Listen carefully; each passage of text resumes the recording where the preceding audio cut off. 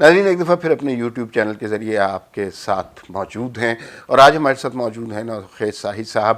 ان کے ساتھ پہلے بھی ہم نے کچھ پروگرام کیے ہیں، ملکی اور بین الاقوامی سطح پر رپورٹنگ بھی کر چکے ہیں، پیپلز پارٹی سے بڑی خاص عقیدت رکھتے ہیں. آج کے پروگرام میں اس مختصر سی ٹاک میں ہم نے ڈسکس کرنا ہے بجٹ سیشن کی جو کنکلوڈنگ سپیچ تھی جو پرائم منسٹر نے دی. اس سپیچ کے حوالے سے یہ کیا سمجھتے ہیں کہ پرائم منسٹر کتنے پر اعتماد نظر آ رہے تھے اور ان کے جو فیوچر پلانز ہیں وہ کہاں تک کامیاب ہوتے نظر آ رہے ہیں. جی تھینک یو عمار بھائی. کیا پھر کس طرح دیکھ رہے ہیں؟ بجٹ تو پاس ہو گیا ہے. اس سے بجٹ سے پہلے تو لگ رہا تھا، پرائم منسٹر نے بھی کہا ہے کہ اگر ٹی وی کو دیکھے تو اس طرح لگ رہا تھا کہ بجٹ پاس نہیں ہوگا. تو بجٹ تو پاس ہو گیا ہے. دیکھیے مجھے یوں لگا کہ جیسے اپوزیشن پارٹیز کی بڑی ایفرٹ شامل تھی اس بجٹ کے پاس ہونے میں، اس لیے کہ انہوں نے کچھ بھی نہیں کیا. اور ہم نے یہ دیکھا کہ جو نمبرز تھے عمران خان کے پاس وہ ویزیبلی کم ہوئے ہیں. اگر اپوزیشن اس موقع پہ کوئی مسئلہ کوئی فتنہ کھڑا کرنا چاہتی تو وہ کھڑا کر سکتی تھی. پی ٹی آئی تو کہہ رہی پچھلی دفعہ سے زیادہ نمبر سے. پی ٹی آئی تو کچھ بھی کہہ سکتی ہے نا، وہ تو کہتے ہیں کہ سمارٹ لاک ڈاؤن بھی ہم نے بہت اچھا کیا، ساری دنیا تعریف کر رہی ہے. یس وہ تو کہہ رہے ہیں جی کہ سمارٹ لاک ڈاؤن، اور پرائم منسٹر نے ٹویٹ کیا کہ مجھے بڑا فخر ہے اپنی ٹیم پہ سمارٹ لاک ڈاؤن کا جس نے ہم نے مشورہ کیا اور اس پہ عمل کیا. مجھے سمجھ نہیں آتی. انہوں نے کہا کہ ساری دنیا ہمارے سمارٹ لاک ڈاؤن کی تعریف کر رہی ہے، ہم بھی اخبارات وغیرہ پڑھتے ہیں، انٹرنیشنل میگزین وغیرہ بھی دیکھتے ہیں.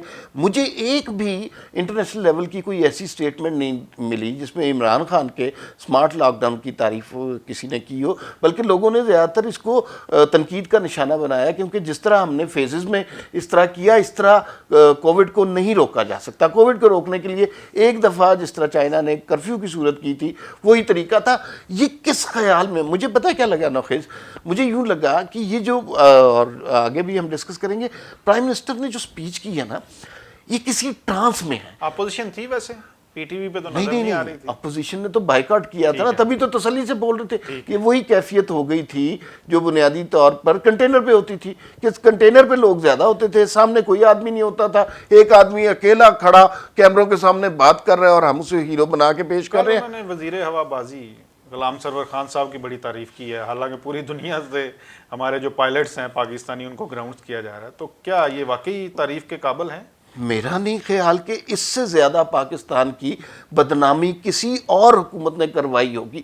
اور یہ وہ شخص جس کی وجہ سے یہ سارا فیاسکو کریٹ ہوا ہے کہ پائلٹوں کی ڈگریاں جعلی ہیں، پائلٹوں کے لائسنسز فیک ہیں، اس شخص کی اپنی ڈگری کا معاملہ سپریم کورٹ میں بہت عرصے سے التوا میں پڑا ہوا ہے.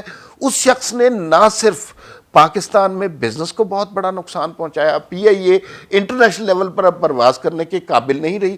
دنیا بھر میں پاکستان کے پائلٹس جہاں جہاں اپوائنٹڈ تھے وہ سارے گراؤنڈ ہو گئے ہیں، لوگ انہیں نکال رہے ہیں.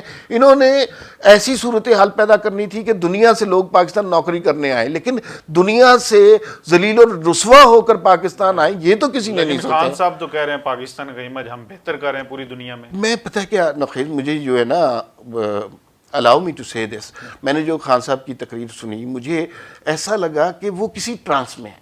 یہ کوئی نارمل شخص ہوش و حواس میں اس طرح کی باتیں نہیں کر سکتا، اس لیے کہ جو کچھ اس حکومت نے اس ملک کے ساتھ کر دیا ہے، اس اکانومی کے ساتھ کر دیا ہے، اس جمہوریت کے ساتھ، سیاست کے ساتھ، سماج کے ساتھ اور معاشرت کے ساتھ. اب ہر شخص دوسرے کو گالی دینا پسند کرتا ہے، یہ انہوں نے کیفیت پیدا کر دی ہے.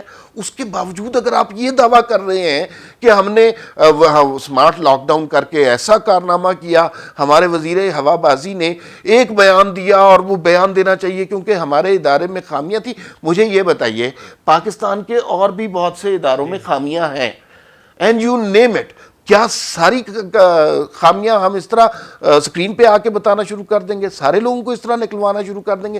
پہلے آپ درست طریقے سے انکوائری کرتے ہیں. ہمارے لوگ بڑے کمپیٹنٹ ہیں، بڑی بڑی اچیومنٹس ہیں ان کے. ہاں لیکن یہ آپ اپنا کیا اہمیت دے رہے ہیں؟ اور اس پہ آن ٹاپ آف دیٹ وہ یہ بتانا کی کوشش کر رہے ہیں کہ ہم نے پاکستان کا امیج بھی بہتر کیا، خاک بہتر کیا. خان صاحب کہتے ہیں میرے سے زیادہ جو ہے وہ پوری دنیا کو جس طرح میں گھوما ہوں، میں نے دیکھا ہے مغربی کلچر کو جس طرح میں جانتا ہوں، باقی تو کسی کو پتہ ہی نہیں ہے. یار میں دیکھیں نا, وہی میں آپ کو کہہ رہا ہوں کہ یہ سین گفتگو نہیں ہے.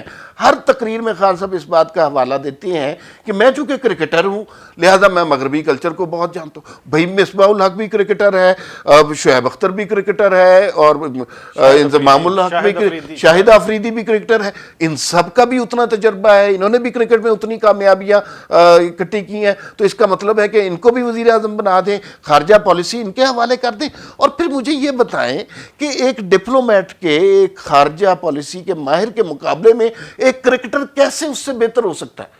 یہ تو وہی نا, یہ کوئی نارمل باتیں نہیں ہیں. لیکن یہ ایک طرف مدینے کی ریاست, دوسری طرف کہ میں نے پوری دنیا دیکھی ہے, میں مغربی کلچر کو جتنا, تو یہ خان صاحب کدھر کوئی ان دونوں کلچر کے درمیان میں پھنس تو نہیں ہے, مغربی اور مشرقی کلچر کے درمیان؟ دیکھیے انہوں نے جو بات کی نا کہ مثلا انہوں نے تھوڑا سا رگیدنے کی کوشش کی خواجہ آصف کو, اور انہوں نے کہا یہ شخص ہمارا وزیر خارجہ بنا ہوا امریکہ میں جا کے کہتا ہے کہ ہم لبرل تھے, اور انہیں, اور یہ ساتھ ساتھ انہیں ڈراتا بھی رہا کہ جناب ہمارے ہاں بڑے کنزرویٹو لوگ ہیں. اچھا اب مجھے یہ بتائیں, میں نے خواجہ آصف کی ایشیا سوسائٹی کی وہ سپیچ سنی ہوئی ہے, 1 گھنٹہ 4 منٹ کی ہے, اگر آپ کو بھی یوٹیوب پہ موقع ملے وہ سپیچ ضرور سنیں. میرے خیال میں اس سے اچھا پاکستان کا کیس کبھی بھی پلیڈ نہیں کیا گیا. یہ بتائیں, یہ خان صاحب پرسنلائز کیوں ہو جاتے ہیں؟ یعنی اگر ایک طرف آپ خواجہ آصف کہہ رہے وزیر خارجہ میں ان میں کیپیسٹی نہیں تھی, تو آپ کے جو غلام سرور خان صاحب جو ہیں وزیر ہوا بازی ہیں, جن کی وجہ سے پوری دنیا میں ہماری جاگ نسائی ہو رہی ہے, ان کی اپنی ڈگری کا مسئلہ بنا ہوا ہے. تو یہ یعنی پھر آپ نے یہ بھی دیکھا ہوگا بلاول کے حوالے سے انہوں نے بلاول کو ٹانٹ کیا ایک دفعہ پھر, تو یہ چیزیں وہ مدینہ کی ریاست میں ہوتی, آپ نے دیکھی, کبھی پڑھی ہیں؟ دیکھیے اس میں 2 سوال آپ کے آگے. پہلی بات تو یہ ہے کہ اپنی کیپیبلٹی کے حوالے سے تو ان کی اپنی کیپیبلٹی تو مائنس ہے, ان کے وزراء کی کیپیبلٹی مائنس ہے, اور سب سے زیادہ ٹریجڈی کی بات یہ ہے کہ جو پارٹی کرپشن کے خلاف جہاد کی بنیاد پر پاکستان میں اقتدار میں آئی ہے, سب سے زیادہ کرپٹ وزیر ان کے ہیں, اور کسی بھی شعبے کو اٹھا کے دیکھ لیجئے وہاں پہ کرپشن کی انتہا کی ہوئی ہے. دوسری بات یہ ہے کہ جب آرگومنٹ ختم ہو جاتے ہیں, کسی سٹیج پہ میں اور آپ گفتگو نہ کر سکیں, تو آپ کے پاس یہ حل بنتا ہے کہ میرے سے اختلاف کرنے کے لیے مجھے گالی دیں. یہی خان صاحب کا پہلے دن سے تو امتیاز رہا ہے کہ جو مخالف ہے اس کو گالی دیں. آپ نے کل دیکھا ہوگا کچھ ایک وزراء جو ان کے ہیں, انہوں نے تو صحافیوں کو سوشل میڈیا ٹویٹر پہ بڑا یعنی کہ بڑے غلط زبان استعمال کی ان کے حوالے سے, تو یہ تو میرا خیال ہے پی ٹی آئی کا وتیرہ بن گیا ہے. 2 باتیں کی فیصل واڈا صاحب نے. پہلی بات تو یہ انہوں نے کی کہ اگر -1 کے بارے میں یا عمران خان کے حوالے سے کسی نے یہ سوچا تو ہم اس شخص کی گردن کاٹ دیں گے. یہ جمہوریت نہیں ہے بھائی. آپ کراچی کی گلیوں میں پھر رہے تھے یا نیو یارک میں غیر قانونی جائیدادیں بنا رہے تھے, آپ کو نہیں پتا ڈیموکریسی کیا ہوتی ہے.